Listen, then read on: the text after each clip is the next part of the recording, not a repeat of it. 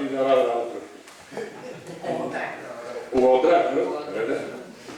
Es para mí también una satisfacción que sea el boletín, se lo dediquemos al archivo más antiguo de la ciudad, como es el archivo diocesano. Y expreso un sentimiento que en un día tan bueno como tenemos hoy, de agua y de viento, no haya venido don Celso, que estaba invitado, porque para eso es jefe de nuestra iglesia diocesana. Pero tiene un problema, y es que hoy celebran en el seminario la cena de Navidad. Entonces ha acudido allí, Guadalupe se ha sacrificado, dice que lo que hará será perderse los entremeses y llegar a la plaza fuerte. Y como creo que todo lo que yo diga es una pérdida de tiempo, le voy a dar la palabra a Carmen Araya, como directora de la sección del boletín, para que ella haga las introducciones ya técnicas y sobre la temática que se trata hoy. Y también felicitar a nuestra archivera, que a continuación, no sé si será ahora, al final o cuándo, concretamente Laura Marroquín, que nos va a hablar un poquito de ese máster que ha terminado con un sobresaliente y que nos ha satisfecho mucho a todos. Así que muchas gracias por su presencia y buenas tardes.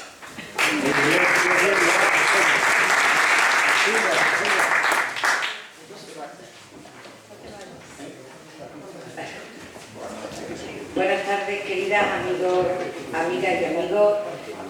Hoy no es solo de agradecer, sino de aplauso la posibilidad de que vuestra fidelidad siga siendo importante con nosotros, porque la tarde, desde luego, se presta a todo menos a salir hacia la biblioteca de la económica. Pero una vez que llega uno aquí, más esa mesa maravillosa que han preparado estos jóvenes y muchachas, pues yo creo que nos va a compensar muchísimo. El boletín número 12 es un poco el extra de Navidad. Queríamos que fuera el extra de Navidad, y para que se pueda llevar a cabo ese extra de Navidad hemos contado con el archivo diocesano, los archivos diocesanos, y con la persona de la archivera Guadalupe, que va a hablar dentro de un momento, porque como bien ha dicho Carlos, tiene el compromiso, Guadalupe Pérez Ortiz, el compromiso de asistir al seminario, a la cena de Navidad.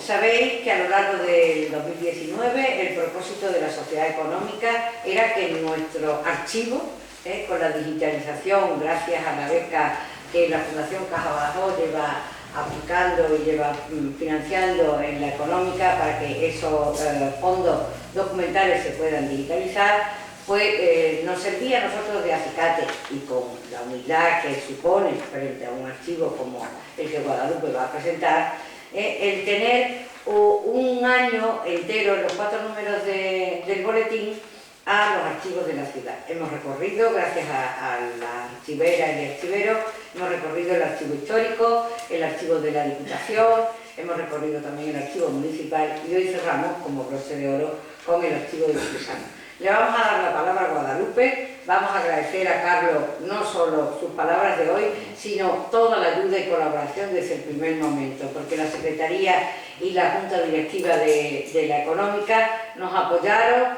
nos animaron, y nosotros somos muy pesados y muy pesadas, porque somos más pesadas que pesados, pues aquí seguimos con mucha ilusión. Gracias.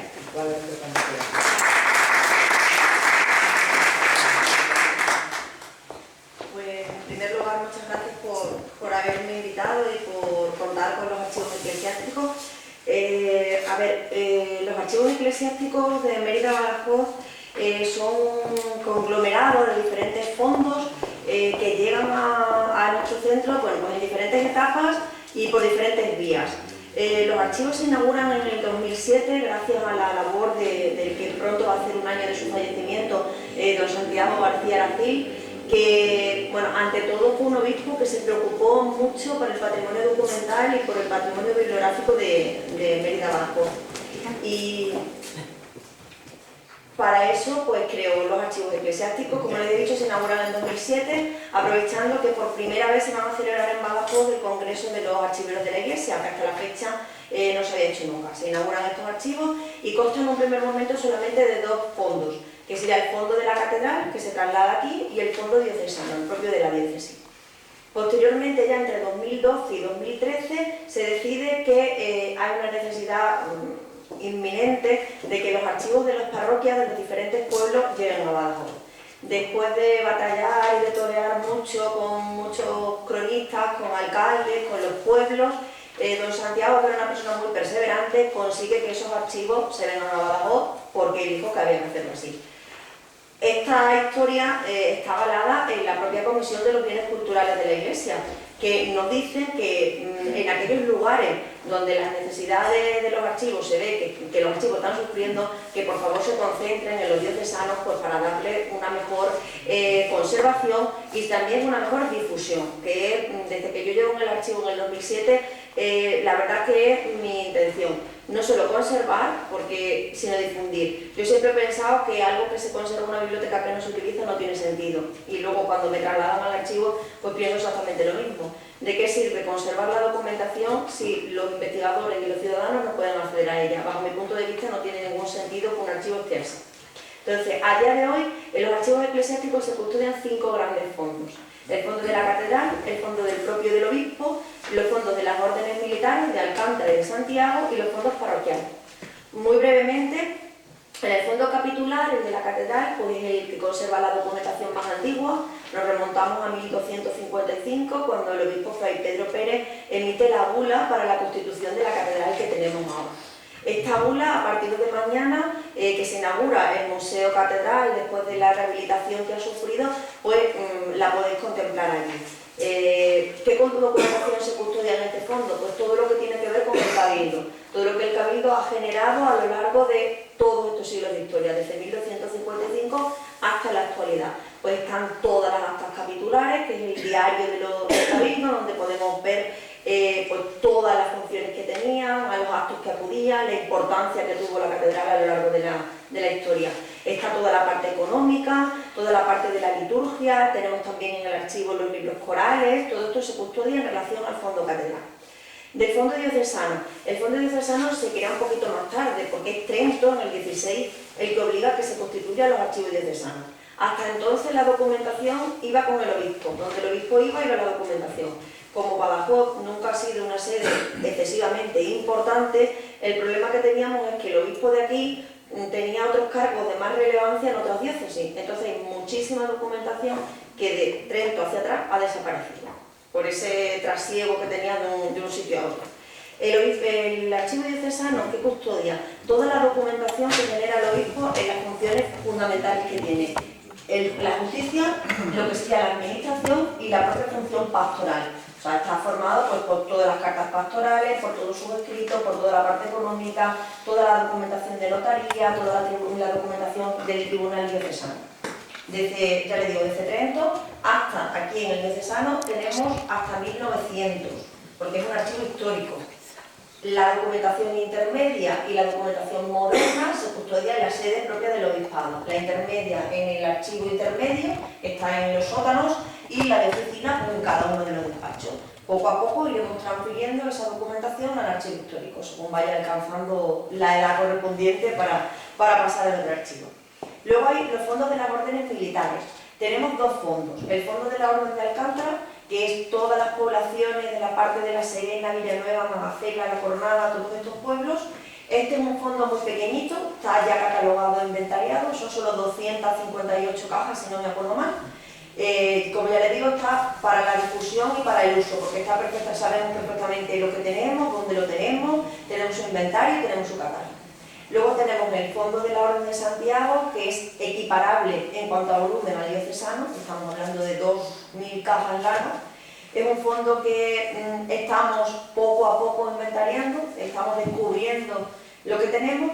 ¿Y cómo lo vamos a difundirlo? Bueno, pues gracias a un archivero del siglo XX, don Fernando Gastón, él elaboró unas fichas y gracias a esas fichas pues podemos darle a los usuarios la documentación. Pero obviamente hay que superar todo esto, hay que crear un inventario, hay que crear un código de clasificación, hay que crear herramientas bueno, pues que nos permitan trabajar con agilidad y que los usuarios cuando lleguen encuentren la documentación que quieren y cuando quieren. Y en eso es lo que estamos trabajando en este fondo.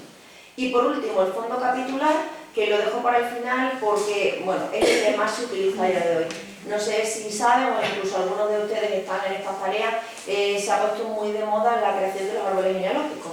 A todo el mundo le ha dado por investigar si tienen antepasados importantes o tienen que ver con el Cid campeador, a todo el mundo le ha dado por eso. Entonces, el fondo de los archivos parroquiales, lo que se constituye fundamentalmente son por los libros sacramentales, los libros de bautismo, los de matrimonio y los de función, que son los que nos permiten ver quiénes eran nuestros antepasados. La gente se llena el archivo todos los días, pues lo que hace es eso, consulta estos libros sacramentales para crear los árboles genealógicos. Fundamentalmente eso es lo que constituye el archivo. Sí quiero decir que mi idea, desde que llevo ahí, es, como ya le he dicho, que los archivos estén para que la sociedad, para que Badajoz disfrute de ellos. Abrimos 3 días de semana al público, miércoles, jueves y viernes, aunque yo procuro, bueno, pues hay gente que viene de fuera, que no puede en esos días, bueno, amoldarnos un poco a las circunstancias. Me gusta también, ponemos aquí cita previa. ¿Por qué? Porque yo quiero que cuando la gente llegue no pierda el tiempo y se sienta a trabajar y a investigar, que es para lo que van. No van para hablar conmigo ni para que yo tenga 3 horas y buscar la documentación. Entonces, por eso ponemos cita previa, las personas llegan, tienen su documentación y pueden emplear el tiempo que estén en el archivo investigando y trabajando. Y lo que os he dicho, que os quedéis con la idea de que los archivos eclesiásticos contienen la documentación más antigua de la diócesis, una documentación muy importante no solo para entender la Iglesia, sino para entender también el devenir de la ciudad de Badajoz y todos sus pueblos, que la tenéis a vuestro alcance y que lo que necesitéis, ahí tenéis la dirección, el teléfono y el correo, y están para eso. La Iglesia, su función principal es servir a la sociedad y por tanto el archivo es un brazo de la Iglesia y tiene que hacer eso, bajo mi punto de vista.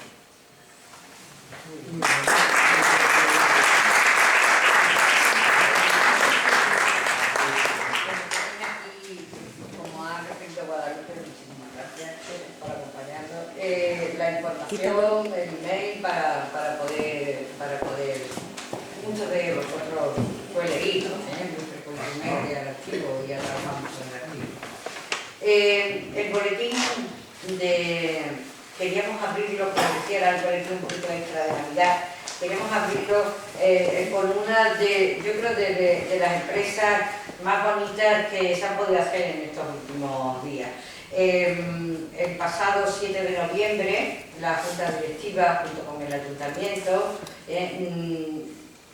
inauguramos, bueno, más que inaugurar, digamos, se limpió, se preparó la escultura de Luis Chamizo que se conservaba en el Parque de Catedral. Tiene una historia larga esta escultura que Álvaro Meléndez nos la comenta. Y se colocó una nueva placa, se limpió la escultura, es una escultura de 1949 que regaló Rosa Telesforo a la Económica. Entonces, fue un proceso, como digo, largo, que aquí Álvaro nos lo va desarrollando, y en la placa, pues ya estaba la placa anterior, que como veis ahí, a Luis Chamizo, el excelentísimo Ayuntamiento de Badajoz y la Real Sociedad Económica, porque somos asinas, semos pardos del color de la tierra, Badajoz 25 de junio de 1957. Y ahora pues se ha vuelto a colocar una nueva placa de la Real Sociedad Económica de Amigos del País, restauró este recuerdo con ocasión de los 125 años del nacimiento del insigne poeta Luis Chamizo.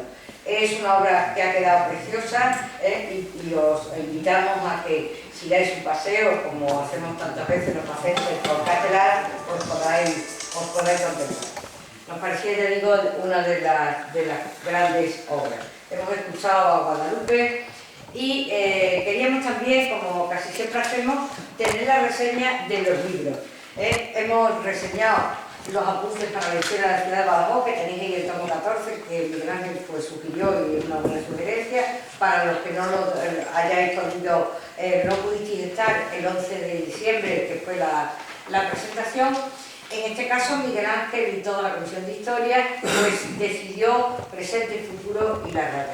Ha habido muchísimas ponencias, todas las podéis ir leyendo ahí, y Miguel Ángel y Juan Antonio Matador, que son los coordinadores de los apuntes, pues nos desglosaron el otro día en la presentación cada una de estas ponencias. Yo creo que fue muy novedoso para los que asistimos, a la mayoría de ellas, el poder tener unas visiones de la raya nuevas, en el sentido de que conocemos cosas y sabemos que ha habido asociaciones, y de hecho la Económica ha participado desde sus orígenes con la Asociación Alentellana a la que pertenecemos muchos de nosotros, pero era una manera diferente de plantearse este futuro de la raya. También pudimos asistir el pasado 5 de noviembre a la presentación del libro de Ángel Zamora que publicaba la Fundación Caja Badajoz. El libro tiene un título preciosísimo, como todo el contenido, 75 primeras presencias femeninas en el Instituto de Badajoz. Guadalupe Blanco Nieto, que no ha podido hoy estar aquí con nosotros, hace una reseña de la figura de Ángel, de lo que ellos han compartido tantos años en el Instituto Zurbarán y sobre todo el libro. Hay una cosa muy importante que Guadalupe, que hemos trabajado muchos años en este tema, es contar la historia en femenino. Es decir, hace falta que los historiadores y los aficionados y los lectores y las lectoras empecemos a contemplar esa historia en femenino que casi nunca ha existido. Y Ángel ayuda muchísimo con este trabajo arduo de investigación. Hay un dato que yo reseño, vosotros luego lo leéis y lógicamente leéis el libro de Ángel, que es muy interesante. Dice Ángel que había 75 mujeres frente a 12.000 hombres. Verdaderamente este es el dato de la investigación de este libro, de la presencia de esas 75 mujeres en el libro. También hemos querido invitar y hacer un homenaje a nuestra amiga Sorcelina y le dijimos que nos hiciera unas pequeñas notas porque ella acababa se le acababa de publicar también la Fundación un libro dentro de la serie de personajes singulares sobre la biografía de esta mujer tan interesante. Ella ha sido, como sabemos, es buena amiga de muchos de nosotros, ha sido abadesa y ha escrito y está terminando su cuarto libro sobre el archivo del Real Monasterio. Ella nos cuenta cómo uno de los objetivos en sus mandatos de abadesa, que fueron en distintos momentos, su objetivo era poner en marcha el archivo del monasterio. Ella disculpa ya de antemano las dificultades que puede tener un archivo monacal, la primera, lógicamente, el acceso para poder entrar allí, poder consultar, y en este año se está llevando a cabo también, gracias a la Fundación Caja Badajoz, la puesta en marcha del estudio del archivo con una de las autoras del libro de Sorcelina, que es Paola Cortés, y también fue autor del libro Miguel Ángel Valdecino. Sorcelina nos cuenta las dificultades, el poner en valor, de alguna manera recopilar, ese rescatar que luego nos hablará Laura, el encontrar. Es difícil en un convento de clausura, y como Guadalupe reafirmaba en el tema del archivo diocesano, esas recopilaciones de documentos. Los documentos están, digamos, perdidos, extraviados, y difícilmente son localizados. Entonces, esta tarea que se está haciendo en el convento de Santa Ana, yo creo que va a beneficiar muchísimo a la investigación. Y sobre todo yo lo que quería con la invitación a Sorcelina en el boletín era poner en valor su trabajo. Un trabajo, como podemos imaginar, callado, sencillo, sin ningún tipo de ayuda, durante años, que ella, y le dije, digo, tiene usted que resaltar también la tarea de su ayudanta, Sor María Bernarda Lorenzo, que las dos, pues claro, yo las conocí en el año 86 y yo quedé cautivada. Y yo creo que todos los que van al convento de Santa Ana van quedando cautivados. No sé si algunos nos quedaremos allí definitivamente, porque es realmente adorable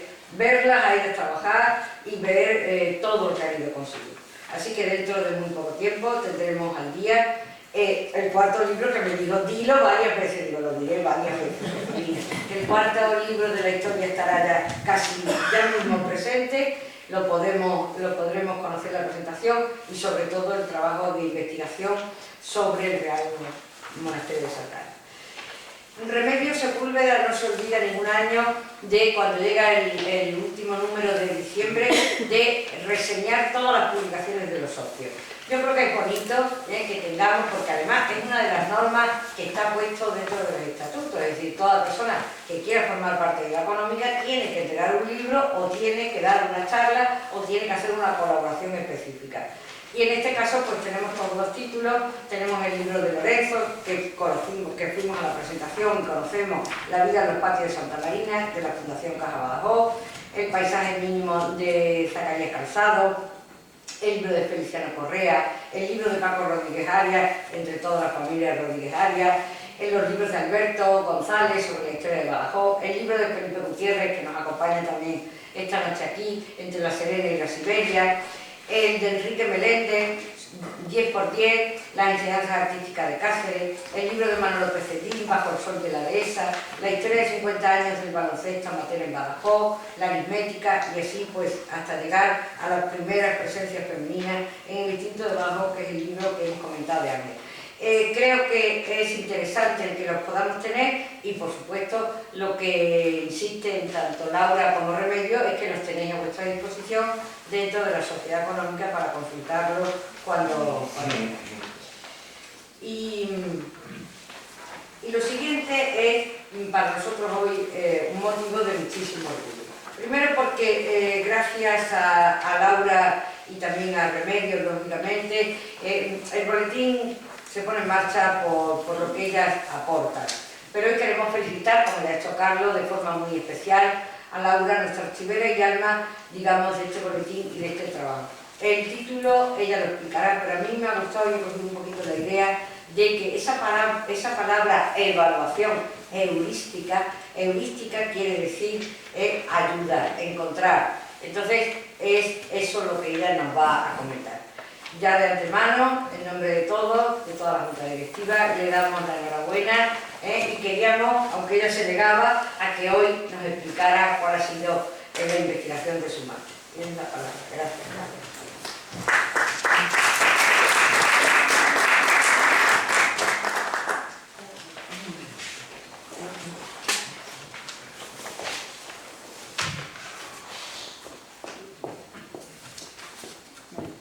Muchas gracias a todos por esa felicitación. Ha explicado un poquito Carmen la palabra heurística, pero quería explicar un poquito qué significa eso, evaluación heurística. El objetivo principal de este tipo de evaluación es averiguar si un sistema o un programa es útil para el usuario. Para ello, un investigador se mete en la piel de un usuario, como si fuese un usuario real, con una guía, entonces va a hacer un estudio, en este caso de esa página web, para ver qué fallos tiene, si hay algún error o si es mejorable, ¿no? Eso es un poco la evaluación heurística. Bueno, ahí tenemos a Carlos III. La mayoría de las evaluaciones heurísticas que hay de páginas web están orientadas a webs comerciales, que buscan un beneficio económico. En el caso de las sociedades económicas de amigos del país, sí es verdad que no ha habido nunca una evaluación heurística de la página web, por eso aproveché. No existe ningún estudio sobre ese tema y sobre todo no es una web comercial, o sea que las sociedades económicas son entidades privadas, altruistas y sin ánimo de lucro que no buscan un beneficio económico sino una finalidad cultural principalmente. Las páginas web, si conocen la página de la económica, tienen todas el mismo formato. Suelen hablar de su historia, hablan de su junta directiva, de las actividades que realizan, ya sean conferencias, jornadas. Hay una parte también que hablan de biblioteca, archivo, incluso pinacoteca tienen algunas de ellas. Y también los premios que tienen algunas de ellas. En fin, tienen un poco el mismo formato todas las sociedades económicas. Y bueno, son páginas informativas, no sé si se me oye cuando giro, supongo que sí. Son webs informativas de las instituciones a las que representan, o sea que efectivamente son datos que suelen poner. Para estas entidades que nacieron en el siglo XVIII, la aparición de las nuevas tecnologías supuso una revolución, porque a la hora de darse a conocer ese patrimonio cultural que tienen, pues fue realmente una revolución que están utilizando muchas de ellas, como el tema de las páginas web.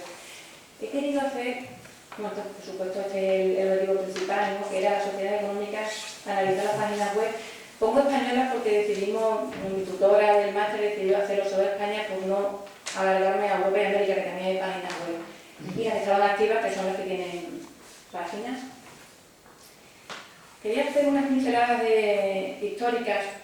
El principal objetivo de la corona en el reinado de Carlos III era fomentar el comercio, la industria, la agricultura, la ciencia, las artes, la educación, entre otros muchos objetivos. Y para conseguir estos objetivos, Campomanes, que era miembro del Consejo de Castilla, propone a Carlos III la creación de estas sociedades económicas. Entonces Campomanes, en 1774, en su discurso sobre el fomento de la industria popular, envió este discurso a todas las autoridades locales del país, ordenando la creación de estas sociedades económicas. siguiendo el ejemplo de la Sociedad Económica Fundada de Amigos del País, que se creó 10 años antes de este discurso, en 1764, fue la primera que se creó. Tras este discurso, muchas villas y pueblos pidieron esa creación de forma ansiosa, querían establecer esa Sociedad Económica de Amigos del País. Posteriormente, durante el siglo XIX, ya con el reinado de Fernando VII, él también ordenó la creación de sociedades económicas donde nunca habían existido y restablecer las que habían existido ya. Muchas sociedades económicas desaparecieron por múltiples motivos, fundamentalmente por motivos económicos, pero hubo muchísimas sociedades económicas. En el trabajo de investigación hice una tabla con sociedades que me he ido encontrando conforme he ido leyendo información, datos, y es bastante amplia. Fernando VII decidió, aparte de decir que se creasen esas sociedades y restaurarse las que desaparecieron, exigió que esos estatutos de esas sociedades estuviesen siguiendo el modelo de la económica matritense que se creó en 1775. Entonces, el modelo el proyecto que seguía para la creación de una sociedad económica es el siguiente. Era una reunión, reunión de amigos, que hacía una petición escrita al Consejo de Castilla. O sea, que en una villa, pueblo, hacía esa petición al Consejo. El Consejo de Castilla le remitía a ese grupo que quería crear la sociedad, remitía los estatutos de la matritense. Ellos requerían esos estatutos y los modificaban. Normalmente modificaban el sello y el lema de cada sociedad. Cada sociedad económica tenía un sello y un lema que lo identificaba. En este caso nosotros lo tenemos aquí. Los sellos, nuestro lema, enseñando fomento. Cada una era diferente, entonces aunque siguiesen los estatutos de la matritense, hacían esas pequeñas modificaciones. Posteriormente, una vez que habían modificado los estatutos, lo mandaban al Consejo de Castilla y el Consejo de Castilla lo enviaba, ese informe con esa modificación, a la matritense. La matritense lo revisaba y lo volvía a enviar. Si era un informe favorable, lo enviaba al Consejo de Castilla. ¿Qué era favorable el informe? Se enviaba, si se acababa el estatuto. Si no era favorable, directamente la sociedad no se podía crear. Y si era favorable, se enviaba el resumen del expediente y real cédula a su majestad el rey, que firmaba la real cédula y entonces se creaba esa nueva sociedad. Ese era un poco el sistema de creación de las sociedades económicas en aquella época. Fueron muchas las que se crearon, como comentaba antes, en el siglo XVIII, XIX, incluso en el XX. Pero a día de hoy quedan activas 18 sociedades económicas en España. 18. De estas 18 sociedades económicas que están aquí, están ordenadas por orden cronológico de fecha de creación y de fundación. Como digo aquí, 18 son las que están activas a día de hoy, pero solamente 12 tienen sitio web, página web. Tenían en construcción, cuando yo realicé el trabajo de investigación, ha sido los meses de abril, mayo y junio de este año. En esa etapa tenían en construcción la de Málaga y la de Cartagena y no tenían sitio web Avilés, Vejer, Tudela y Aragón. Por lo tanto, quedaban 12 que eran ya las que tuve que investigar, son las 12 que tenían la página web activa. A cada una de esas sociedades económicas le he puesto un ID, un número que identifica a cada una a la hora de hacer luego el estudio que lo veremos en las tablas, para facilitar el trabajo. Bueno, entonces, como comentaba antes cuando expliqué que era una evaluación heurística, se utilizaba una guía para ver si esa sociedad económica es o no, si tiene errores, si el usuario se maneja bien por esa página web. Entonces, he creado una guía heurística, que suele crear una guía para cada uno de los trabajos. En este caso creo una donde se agrupaban los principios fundamentales que debe cumplir una página de las características de la sociedad económica en Amigos del País. La estructura tenía una forma de checklist y tenía un total de 56 preguntas. O sea, yo hice 56 preguntas a esas 12 páginas web y esas 12 preguntas estaban metidas en 9 categorías, que las vamos a ver ahora. Estas son las 9 categorías. Aspectos generales, que tiene 4 ítems, son las 4 preguntas que yo realizaba cada página. Contenido de identidad, rotulado de entendibilidad, estructura de navegación, diseño, búsqueda, elementos multimedia, accesibilidad y servicios de valor añadido. Estos suman 56 ítems que son los que como documento fui haciendo a cada una de las páginas. Esto lo he puesto un poquito para que se vea cuál es el tipo de trabajo que hice. En el trabajo se va comentando cada una de las tablas, pero bueno, esta era un poco la idea. Aspectos generales, que es una de las categorías, estas son las preguntas que se realizaban. Aquí del 1 al 12, la sociedad económica, la nuestra es la 11, pues si quieren fijarse en la nuestra es esta, vaya apareciendo. Entonces, ¿cuál es el sistema de trabajo que se seguía? Si la respuesta era positiva, es afirmativa, es sí, se contabilizaba como un 1, y si la respuesta era negativa, que hay algunas por aquí, se contabilizaba como 0, de forma luego se hacía un sumatorio para poder obtener un porcentaje y poder luego trabajar las tablas y los gráficos. Vemos aquí los totales, en este caso 4 síes, 4, aquí hay un no, 3, o sea que ese es un poco el sistema. Y los tantos por ciento, en este caso pues hay un 100, 50, en fin, eso es un poco la idea. De ese sumatorio se conseguía el gráfico para poder luego trabajar sobre él y comentar cada uno de los gráficos como está en el trabajo comentado. Contenido de identidad, igual todas estas preguntas, respuestas positivas y negativas con 1 y ceros y tantos por cientos. A seguir, 91,7, la de abajo. La gráfica, así un poco con todo, que simplemente explicar un poquito cuál es el trabajo, tutor de navegación, la gráfica, el diseño, la gráfica también, búsqueda, con todas estas preguntas. Ya les digo que 56 que intentaron que englobase todo lo que una página web de esas características debería tener. Elementos multimedia, accesibilidad, servicio de valor añadido, y ahí acababa un poquito ese, parece poco, pero era bastante pesado porque son 56 preguntas, 12 páginas web, muchos datos, son muchas páginas que van de un sitio a otro, de un punto a otro. No se investigaba la página principal, sino todas las páginas y todas las partes de la barra de herramientas que tenía la página. En esta tabla podemos ver, aquí lo que he hecho ha sido poner las categorías y ver qué sociedades económicas, no pues, sino entre todas, respondían un mayor de preguntas afirmativas. En este caso, las que más respondían fueron textos generales, diseño, rotulado y elementos multimedia, con ese tantos por ciento. Fallaban un poquito más en accesibilidad, estructura de navegación y contenido de identidad. Y ya por debajo del 50%, servicio de valor añadido y búsqueda, es lo que más fallaban estas sociedades. Vamos a seguir.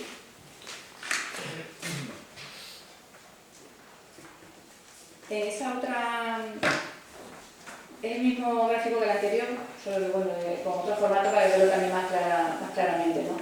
Del 1 al 9, aquí están los números y el gráfico, como vemos del último, el sistema de búsqueda, que es el que ha dado más problemas a la hora de la investigación. Aquí vemos una tabla de resumen donde están todas las categorías, aquí el promedio por categoría, el sumatorio, son 56 los ítems, el sumatorio de todas las respuestas y los tantos por cientos. Y esto sería la tabla anterior llevada a gráfico para hacerlo más visual.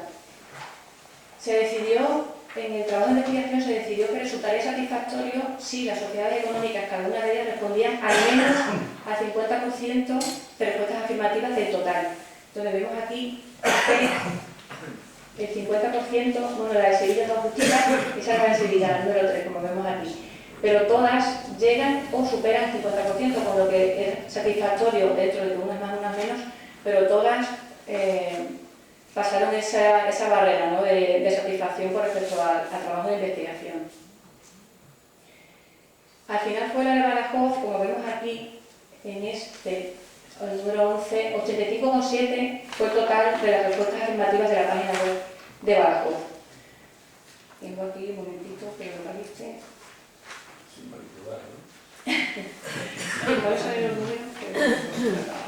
Vale, la de Badajoz efectivamente fue 85,7%, le sigue la de Tenerife con un 80%, La Palma, el País Vasco y Barcelona, Murcia sería la siguiente, Madrid, Valencia, Santiago, Jaén, Gran Canaria y por último la de Sevilla, era la que bueno, tenía a lo mejor más cosillas que mejorar en su página. Como comentaba el gráfico, y aquí aparece el ranking del número de ítems cumplidos, 48 en el caso de Badajoz, y por orden de respuesta sería la última, la de Sevilla.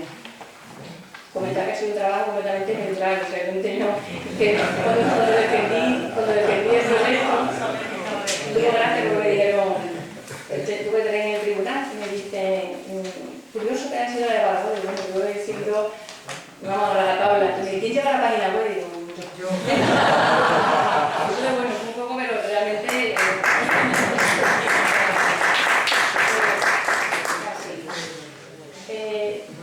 que hubiesen respondido al 100% de las 12 sociedades económicas, todos los ítems fueron estos que vemos aquí. Fueron 11 los ítems que respondieron de las 56. Todas disponen de una estructura general del sitio web que está orientada al usuario, informan de sus noticias y actividades, facilitan los datos necesarios para ponerse en contacto con ellas, emplean un lenguaje claro y sencillo y conciso, cuidan la ortografía y la gramática, resulta fácil para el usuario navegar por el recurso, no son páginas muy liosas ni alguna que puedes perder, pero están bastante bien y son muy claritas. Aprovechan las zonas de alta jerarquía de la página para contenidos de mayor importancia, disponen de fotografías en su sitio web, muchas de conferencias o inauguraciones, están bastante completas. El uso de imágenes y vídeos de animaciones proporciona información útil para el usuario, son compatibles con diferentes navegadores y la descarga de sus páginas web se hace de forma rápida. No son páginas que suelen ser pesadas hasta que se cargan, están bastante bien. Sí comentar,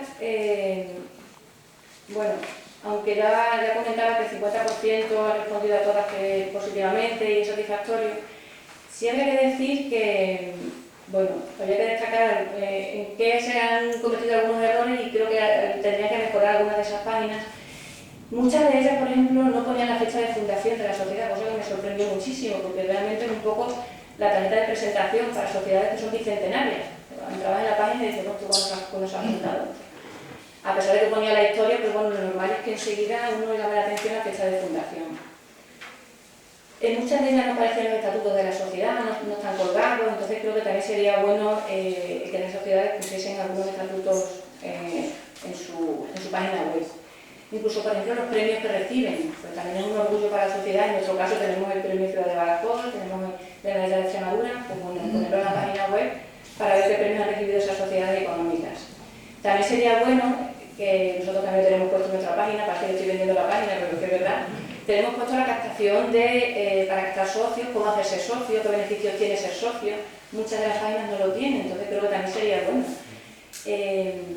También sería bueno, para mi gusto, eso no lo tenemos nosotros, pero trabajaremos en ello, el poder elegir diferentes idiomas a la hora de navegar por la página, porque, como ya he comentado antes, son sociedades que también hay en Europa y en América, y investigadores que hay en todo el mundo. Alguien que está investigando la sociedad económica, la de Badajoz o cualquiera de España, bueno, pues se encuentra con el momento de no poder o no entender a lo mejor el español, si está en inglés, bueno, pues sería bueno que tuviesen varios idiomas para consultarlo.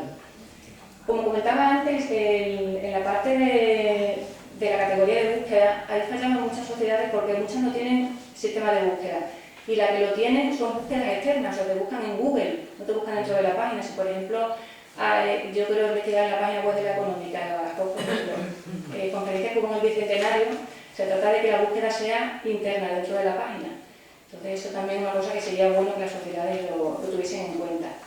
Incluso podéis cambiar el tamaño del texto. A veces que las páginas tienen letras muy pequeñitas y ya tenemos cierta edad. Yo, por ejemplo, ya estoy en una provincia que cuesta. Pero no estaría mal en la opción de cambiar cambiar el tamaño de la letra para que se pueda leer mejor y navegar con más comodidad. No es que estamos que acaba cansado con la vista. Lo digo por eso, porque está con 12 páginas y llega un momento que acaba uno con los ojos ya quemados. Y la posibilidad de suscribirse para recibir el boletín, si es que lo tienen, porque esas otras, hay muchas que no tienen boletines, que no tienen programa, entonces bueno, pueden suscribirse para recibirlo. Yo creo que el resultado de este estudio resultará de utilidad para la futura toma de decisiones para otras páginas, para otras sociedades económicas y sus páginas web, que puedan mejorar o puedan incluso ampliar algunos de los servicios y actividades que ofrecen. Bueno, ahí pongo la tabla resumen y aquí en rojo la de Badajoz, los datos que se ven un poco oscuros, pero ahí está el dato final. Aquí tenemos, con todo el orgullo, la portada de la página web de la Sociedad Económica de del país más completa de España. La nuestra. Espero que muchos la conozcan y si no, pues invito a visitarla. Aquí tenemos en la barra de herramientas, bueno, un poco todo el resumen, la sociedad económica, que está la historia, cómo hacerse socio, bastante información, los datos. Aquí podemos ver el curso apuntes para la historia de Badajoz, que se cuelga el PDF completo, los estatutos de la sociedad, como decía, otros no lo tienen, aquí también tenemos puesto el año de creación. Aquí biblioteca y archivo, donde tenemos colgado el programa, bueno, más bien la plataforma donde estamos subiendo. José, que no ha podido venir, supongo que por el tiempo, nuestro becario, José, que está subiendo toda la documentación que está escaneada, se puede consultar ahí. Aquí tenemos parte de lo que se hizo en el Bicentenario, información, Museo de las Ciencias, estamos en ello, y contactos donde se habla de esta sociedad, o sea, de esta sede, de la sede de San Juan, teléfono, dónde estamos, etc. No quería terminar sin hablar un poquito de las sociedades económicas del siglo XXI. En el Bicentenario, en el 2016, se realizó el penúltimo Congreso de Sociedades Económicas, de encuentro. Las sociedades económicas que están activas a día de hoy, estas 18 sociedades, siguen en contacto unas con otras gracias a esos encuentros. Entonces, en el que hicimos en el 2016 resultó un encuentro bastante fructífero, porque se decidió, bueno, fomentar las relaciones entre las sociedades, volver un poco a activarlas, porque hay etapas en las que han estado un poco más paradas. Y se decidió en el de Badajoz hacer el siguiente congreso en Jaén, que fue en el año 2018. Tenemos aquí a Antonio García Sala, nuestro vicepresidente, que asistió a ese congreso. Ahí lo vemos. Y en ese congreso, el objetivo principal era reflexionar sobre el papel de las sociedades económicas de amigos del país en el futuro, en el siglo XXI. Y se decidió crear, lo que para mí, en mi opinión, fue una idea muy buena, entre otras muchas que decidieron, fue crear una plataforma única. Una plataforma, un espacio común donde las sociedades económicas alcanzasen, bueno, tener al alcance todas las actividades de todas las sociedades económicas, que estuviesen ahí unidas, y entonces aprobaron entre todos diseñar una página web, que es esta que se ve ahí. Esa página es una unión de todas las sociedades económicas, cada una tiene su web y esa es una común. Y también se decidió crear un nuevo logotipo, igual que cada sociedad tenía su lema, pues se decidió crear ese logotipo que era un poco la unión de todas las sociedades económicas. Dicho esto, pues me parece estupendo que las sociedades ahora sigan caminando juntas. A ver si me queda otra. Perdón, ya no quiero más. La última diapositiva que se me ha quedado. Laura, Sí. vamos a despedir a Guadalupe, Ah, que sí. se tiene que marchar. Bueno, gracias.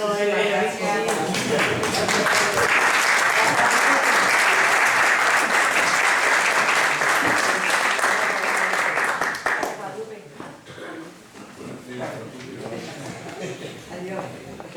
Ay, ya, pero me faltaba solamente eso. Que, hablando de la Unión de Sociedades Económicas, quería terminar la exposición con esas dos frases del proverbio africano que dice: si quieres llegar rápido, camina solo; si quieres llegar lejos, camina acompañado. Y Henry Ford, que nos comenta: llegar juntos es el principio, mantenerse juntos es el progreso y trabajar juntos es el éxito. Entonces, bueno, muchas gracias a todos por...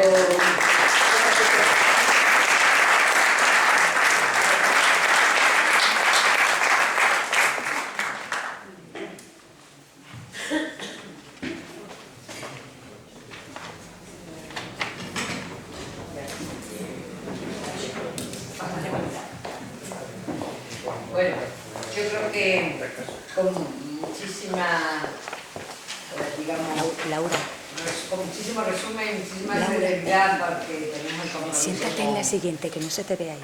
Siéntate. con Guadalupe, que tenía que marcarse. Ha hecho Laura este estudio.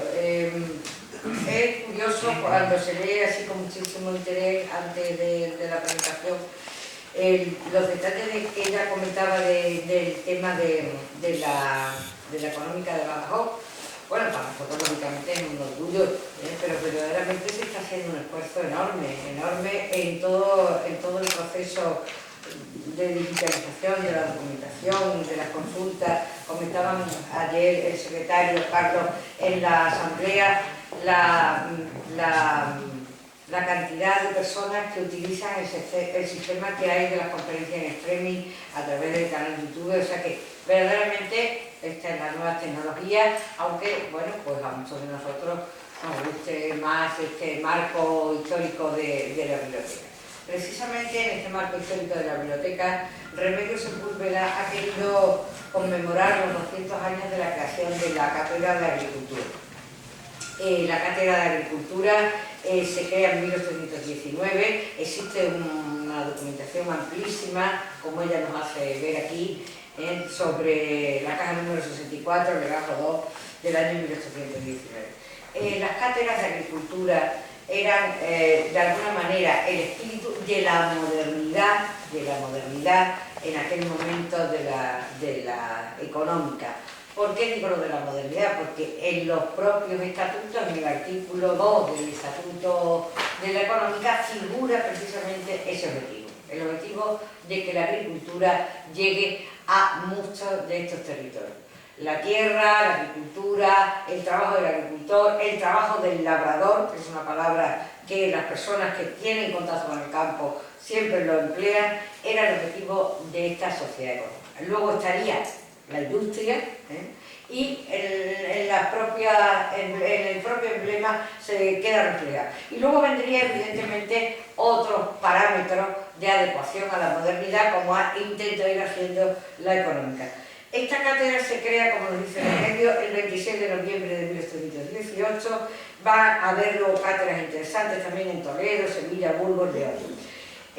La persona que ocupará la cátedra será don Julián de Luna, al cual se le ha dedicado un importante trabajo en la revista de Estudios Extremeños. Está Lucy, como siempre, acompañándonos, la directora del Centro de Estudios Extremeños, de Esteban Cortijo, en 2016. La dotación, dice Remedio, de la cátedra, comento todo esto porque fue un hito dentro de la ciudad y dentro de la Sociedad Económica de Badajoz. La cátedra tenía una dotación económica de 12.000 reales para el sueldo del profesor y 8.000 para el mantenimiento de la cátedra. Uno de los problemas, como siempre en todas estas cosas que se crean con tanto interés, era buscar la tierra, era buscar precisamente aquel espacio donde poner en práctica la cátedra. Nos ha ido recopilando Remedio la carta del Marqués de Monsalud a don Julián de Luna, que tenéis aquí la transcripción, y también nos ha ido comentando las dificultades. Comentaba Laura cómo las sociedades económicas, algunas ya han desaparecido, pero tuvieron un momento traidor, podemos decir, de la historia, cuando la etapa de Fernando VII. En todo ese momento hubo un parón y desaparición de las económicas. Y la cátedra desaparece, claro, la cátedra era, digamos, un elemento de modernidad en ese momento y desaparece. Pero vuelve a surgir, la económica vuelve a surgir y la cátedra vuelve a surgir. Y fue invitada, porque hay mucha de la documentación que hemos leído y que hemos consultado, fue luego invitada por otras sociedades económicas. Es un poco también lo que Laura aludía de esta relación permanente que ahora, para el siglo XXI, pues se está creando entre las económicas, la posibilidad de transmitir a través de las páginas web y a través de los correos y a través de unos mecanismos más fáciles de difusión. Termina Remedio haciéndonos una valoración del papel que ocupó la cátedra en 1892, justamente cuando el cuarto centenario, y nos hace mención al libro Dioses, mitos y demás, la agricultura extremeña del siglo XIX, que la Consejería de Agricultura y Desarrollo Rural de la Junta de Extremadura publicó, no me acuerdo bien de la fecha, en el 2009. Con ello, y los documentos los tenéis ahí a vuestra disposición, pues es un pequeño homenaje también en el día de hoy a los 200 años de la Cátedra de Agricultura de la Sociedad Económica. Os hemos comentado a lo largo de este año, cuando Fernando Rubio presentaba y se despedía ese día del archivo de la Diputación, tuvimos la suerte de una devolución interesantísima de documentación y de libros. De esos libros os hemos ido seleccionando algunos de ellos que, al volver a la económica, pues han ido engrosando lógicamente nuestros fondos documentales tan interesantes, que no sé, creo que Carlos dijo ayer, si no me confundo, eran 28.000, ¿no?, el número de volúmenes. Bueno, pues estos fondos se pueden consultar. Hemos elegido una serie de libros que los tenéis para verlos o para consultarlos en la económica, como el de Luis Moreno Torrado, que fue un poeta que nació en Salvador. Hemos traído también el manuscrito del Padre Isla, que es un manuscrito de 1746, del cual existen unos ejemplares en la Biblioteca Nacional, pero por suerte nosotros hemos recuperado este manuscrito. Es un texto, bueno, valiosísimo para el momento actual, donde el propio Padre Isla se ríe de toda la parafernalia, el boato, de las fiestas que se hacen a Fernando VI. Es muy crítico, muy satírico y es, digamos, casi actual, lo que lo emplea. También hemos seleccionado la obra Retratos al vuelo de Manuel del Palacio. Manuel del Palacio, en 1964, fue un personaje y un escritor también mordaz, que quería hacer como una especie de retrato a los toreros, a los artistas, a los literatos, pero de una manera socarrona, como se hacía en el periodismo de aquellos años. La ciudad antigua, El Salpicón de Mariano de Calvia, el libro de Pedro de Repide. Repide fue el primer cronista de Madrid. Él tenía un seudónimo que era el ciego de la Pichilla, y bueno, fue un hombre muy interesante en ese Madrid de 1907, y sobre todo por su condición homosexual. Él tuvo que salir de España y al volver pues tuvo